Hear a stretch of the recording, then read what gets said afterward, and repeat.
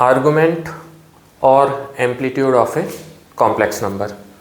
ये थोड़ा सा कंफ्यूजिंग टॉपिक है, इसे देखते हैं। किसी भी कॉम्प्लेक्स नंबर का आर्गुमेंट कैसे कैलकुलेट करेंगे। सपोज अपना कॉम्प्लेक्स नंबर z है x प्लस आयोटा y, तो इसे आर्गेंड प्लेन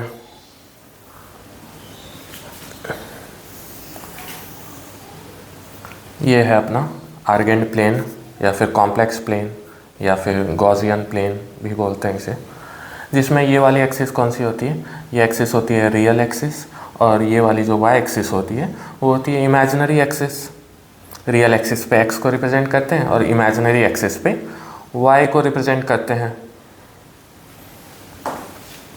तो सपोज x और y दोनों पॉजिटिव है, तो ये जो कॉम्प्लेक्स नंबर होगा वो फर्स्ट क्वाड्रेंट में लाई करेगा। सपोज पॉइंट P यहाँ पे कॉम्प्लेक्स नंबर z है,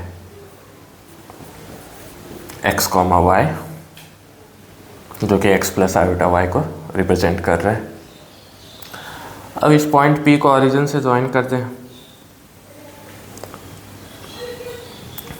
तो ये line OP positive direction of x axis के साथ जो एंगल बना रहा है उस एंगल को ही हम लोग argument of this complex number कहते हैं।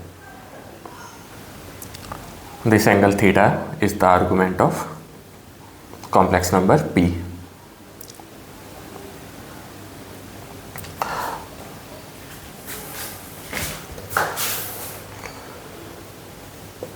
तो फर्स्ट क्वाड्रेंट में, और ये जो एक्यूट एंगल है, ये थीटा यहाँ पर एक्यूट एंगल है, इसको फिलहाल अल्फ़ा बोल देते हैं, जहाँ पे अल्फ़ा की वैल्यू क्या होगी, tan इनवर्स y/x।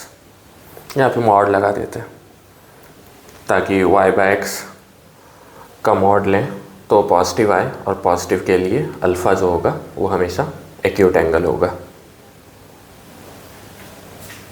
ये मॉड क्यों लगा है अभी पता चलेगा जब सेकंड क्वाड्रेंट थर्ड क्वाड्रेंट में जाएंगे, तो उस टाइम पे y/x नेगेटिव होने लगता है तो मॉड लग जाएगा, तो पॉजिटिव इंश्योर करेगा कि जो अल्फ़ा की वैल्यू है वो हमेशा एक्यूट एंगल है। तो फर्स्ट क्वाड्रेंट में जो थीटा एंगल आ रहा है, थीटा यहाँ पे क्या रिप्रेजेंट कर रहा है, argument of the complex number. Theta is equal to alpha which is tan inverse mod y/x।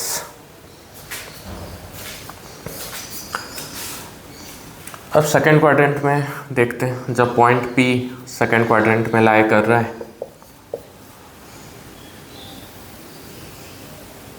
तो उस टाइम पे आर्गुमेंट क्या होगा, आर्गुमेंट ये एंगल थीटा होगा x एक्सिस के साथ, positive direction of x axis के साथ जो एंगल थीटा बनेगा। And in this case the acute angle alpha will be this angle जिसकी value tan inverse mod y/x होगी। तो आर्गुमेंट थीटा कितना होगा, pi minus alpha, anti clockwise direction में ले रहा है। तो जब सेकेंड क्वाड्रेंट में पॉइंट P लाई कर रहा है तो उस टाइम पे आर्गुमेंट कितना आ रहा है, पाई माइनस अल्फ़ा, और अल्फ़ा की वैल्यू क्या है, tan इनवर्स मॉड y/x। अब देखते हैं जब थर्ड क्वाड्रेंट में पॉइंट P लाई करेगा,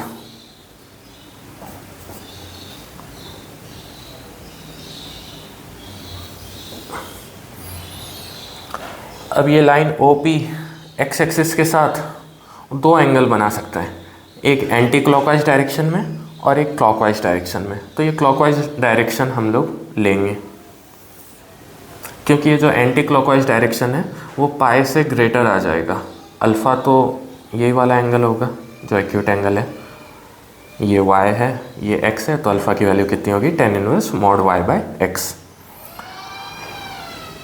और जो थीटा लेंगे वो इस साइड से नहीं लेंगे, क्योंकि वो पाई प्लस अल्फ़ा हो जाएगा, pi plus alpha greater than 180 degree हो जाएगा, तो इसके लिए ये क्लॉकवाइज डायरेक्शन से लेंगे। ये वाला एंगल थीटा आर्गुमेंट होगा इन दिस केस। और ये थीटा की वैल्यू कितनी होगी, पाई माइनस अल्फ़ा।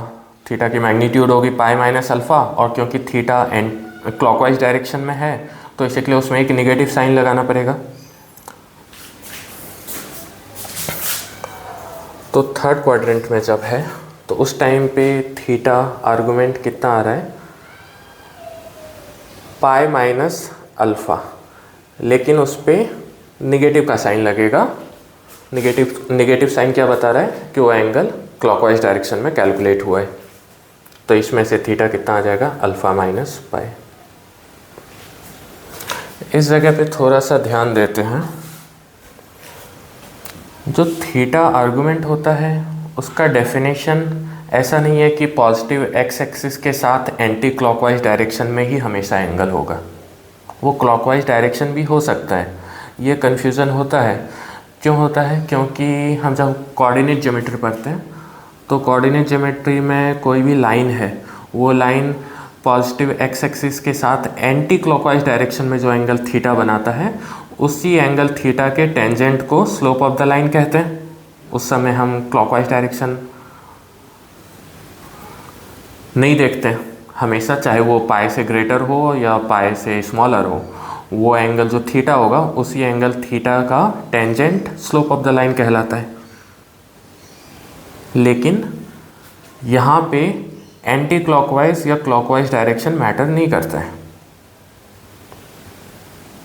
हमें बस ये देखना होता है जो थीटा होता है वो माइनस पाई और प्लस पाई के बीच में हो। इस एंगल को ही हम लोग, इस एंगल को क्या बोलते हैं, principal argument of the complex number. क्योंकि इनफाइनाइट नंबर ऑफ एंगल्स होंगे ऐसे, जैसे फर्स्ट क्वाड्रेंट वाला एग्जांपल लें तो ये जो पॉइंट लाइन OP है वो एक एंगल थीटा तो बना रहा है, और इसमें फिर 2 पाई और ऐड कर दें तो फिर वापस एक नया एंगल बन जाएगा।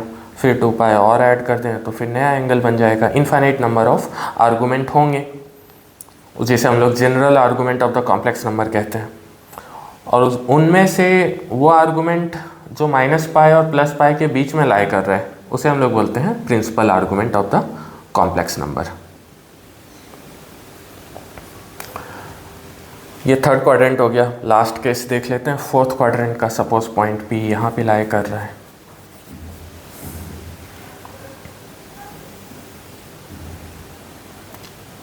तो इस केस में ये वाला जो एंगल होगा वो अल्फ़ा होगा, और क्लॉकवाइज डायरेक्शन में ये हमने थीटा आर्गूमेंट लिया है। ये वाला भी डायरेक्शन आर्गूमेंट कैलकुलेट करने के लिए क्लॉकवाइज डायरेक्शन लेंगे। अगर वो एंटी क्लॉकवाइज लेंगे तो वो इस रेंज में लाई नहीं करेगा। तो फोर्थ क्वाड्रेंट में जब पॉइंट P है तो थीटा आर्गूमेंट कितना आ रहा है, मैग्नीट्यूड में अल्फ़ा के इक्वल आ रहा है, और क्योंकि वो क्लॉकवाइज डायरेक्शन है तो उसे हम माइनस अल्फ़ा लिख लेंगे।